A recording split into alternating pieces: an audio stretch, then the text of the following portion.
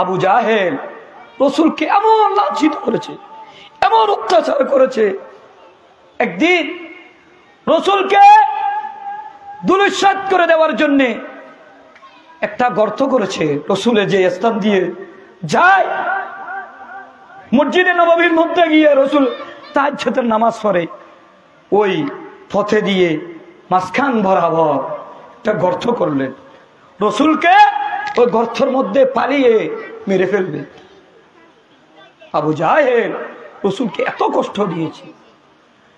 রসুলের জন্য আবু জাহেল গর্ত করলেন, রসুলকে ধূলিসাৎ করে দিবেন, রসুলকে নস্তনাবুদ করে দিবেন, রসুলকে দুনিয়া থেকে তাড়িয়ে দিবে, দুনিয়া থেকে বিড়িত করে দিবে, রসুলকে মাটির সাথে মিশিয়ে দিবে, রসুলকে মেরে ফেলবে।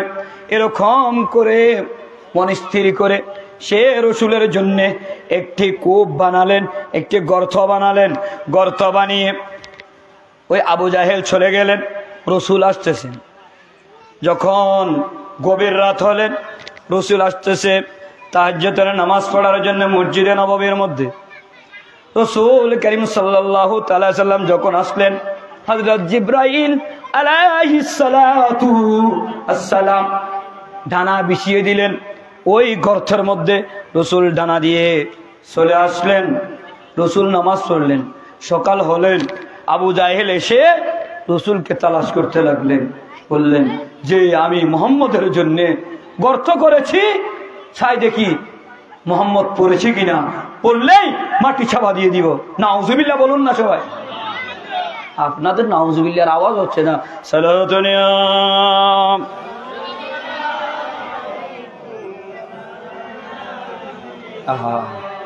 খারালে বসবাস করি যে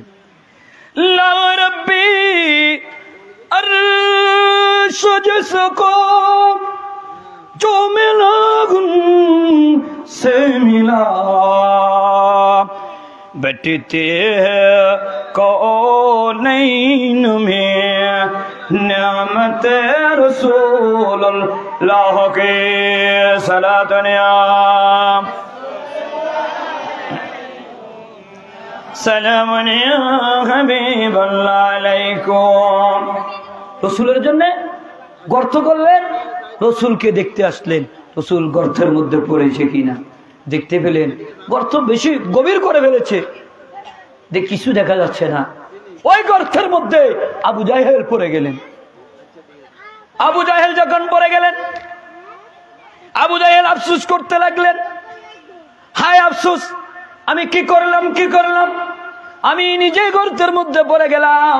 গর্তের মধ্যে পড়ে এলাকাবাসীদেরকে, আমরা যেমন এলাকার মানুষদেরকে নিয়ে এই মাহফিলের মধ্যে এলাকার বাসীদের যৌথ উদ্যোগে না, এলাকাবাসীর যৌথ উদ্যোগে যেভাবে মাহফিল হচ্ছে, সুবর্ণচর গৌসিয়া মইনিয়া তৈবিয়া মাদ্রাসা পবিত্র দশমি ঈদ মিলাদুন নবী সাল্লাল্লাহু তাআলা আলাইহি ওয়াসাল্লামের মাহফিল উদযাপিত হচ্ছে, ওই রকম করে সে এলাকার মানুষদেরকে, হে আমার বন্ধুরা, হে আমার এলাকার বাসীরা, হে আমার নওজোয়ান ভাইয়েরা, আমি গর্তের মধ্যে পড়ে গিয়েছি, আমাকে উদ্ধার করো, আমি তো ডুবে যাচ্ছি, আমি তো নিচে চলে যাচ্ছি, তোমরা আমাকে উদ্ধার করো। যখন আবু জাহেলের সার্কিটেরা আসলে, আবু জাহেলের সার্কিটেরা এসে আবু জাহেলকে তোলার জন্য হাত বাড়ালেন। গর্ত আবু জাহেল থেকে এতটুকু, হাত দিলে পাওয়া যাবে, হাত দিলে আবু জাহেলকে ধরতে পারবে। কিন্তু আল্লাহ পাক রব্বুল আলামিন ওই রসুলের সাথে গোস্তাকি করার কারণে আল্লাহ সেজন্য বললেন না, কুল ইন কুনতুম তুহিব্বুনাল্লাহ ফাত্তাবিউনি ইউহিব্বুকুমুর রাসূলা ফাকাদ আতা আল্লাহ। হে আমার বান্দারা, যারা আমার রসুলকে মহব্বত করবে, আমি আল্লাহকে মহব্বত করা হয়ে যাবে। যারা আমার রসুলকে ভালোবাসবে, আমাকে ভালোবাসা হয়ে যাবে। আমার রসুলকে যখন তোমরা ভালোবাসবে, আমি আল্লাহকে ভালোবাসতে পারবে। তুমি গর্তের থেকে, তার মাথা থেকে বা তার হাত থেকে ওদের হাত এক বিয়ত অতিক্রম করে দিবে। এক বিয়তের স্তর ভাগ করে দিবে, যখন এক বিয়তের জন্য লোক না পায় এরকম করে দিবে। এরকম যখন বললেন, হযরত জিবরাইল আলাইহিস সালাতু ওয়াস সালাম আসলেন গর্তের মধ্যে। যখন তোমাদেরকে পয়সা কেন দিচ্ছি, তোমরা এক বিয়তের জন্য আমাকে লোক পাচ্ছ না, তোমরা একটা দড়ি নিয়ে আসলে তো পারতে, একটা দড়ি নিয়ে আসো, আমাকে উদ্ধার করো। একথা যখন বললেন, আবু জাহেলের অনুসারীরা আবার একটা রশি নিয়ে আসলেন, এক হাত রশি আনে, নিচে নামিয়ে দাও, আবার এক বিয়ত নিচে নামিয়ে দিলেন। এরকম করে নামতে নামতে নামতে নামতে নামতে 70 গজ নিচে যখন চলে গেলেন, আবু জাহেল তার অনুসারীদেরকে বললেন, হে আমার অনুসারীরা, আর তোমরা হাত বাড়াইও না, তোমরা যত হাত বাড়াবে বুঝেছি বুঝেছি এটা আমি আমার ভাতিজার সাথে বেয়াদবি করার কারণে আল্লাহ পাক রব্বুল আলামিন আমাকে শাস্তি দিচ্ছে, আর তোমরা হাত বাড়াইও না, যত হাত বাড়াবে তত আমি নিচে চলে যাব, তোমরা যত হাত বাড়াবে আমি নিচে চলে যাব, আর তোমরা হাত বাড়ায় না। তোমরা এক কাজ করো, আমার প্রিয় হাবিবের কাছে, আমার রসুলের কাছে, আমার ভাতিজার কাছে চলে যাও, যাই আমার ভাতিজাকে নিয়ে আসো, আমার ভাতিজা ছাড়া আমাকে আর কেউ উদ্ধার করতে পারবে না, তোমরা চলে যাও। যাই রসুলের জন্য গর্ত করলেন, ও গর্তের মধ্যে পড়লেন, পড়ে আবার নিজে ক্ষমা চাচ্ছেন।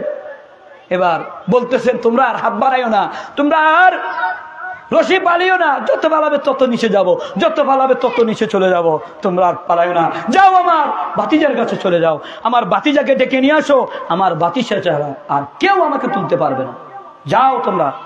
তখন নিয়ে আসলেন রাসূল করিম সাল্লাল্লাহু, কি মায়া, কি মোহাব্বত উম্মতের জন্য।